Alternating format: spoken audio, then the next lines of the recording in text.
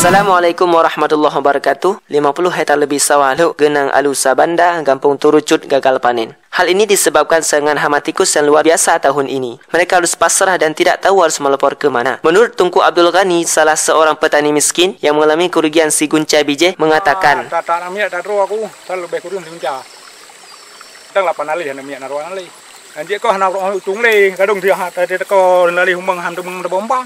kejadian tahun ini luar biasa kalau pernah dalam sejarah kami. Nyo bala negeri le Tuhan. Namun kesalahan pihak kami juga ada seperti ketika ada pelanggaran adat atau mupaki lamblang. Oleh tokoh tani hana pernah melakukan rujuk belang. Namun lain lagi menurut Askari Hamid, salah seorang petani yang juga gagal panen. Menurut beliau karena petani tidak serentak menggarap sawah tahun ini dalam satu kampung. Lebih lanjut Abdul Ghani mengatakan, kami dari petani miskin sangat kecewa tahun ini. Maunya ada perhatian dari pemerintah, apalagi modal yang kami keluarkan cukup besar. Bahkan baja payah kamu mau utang.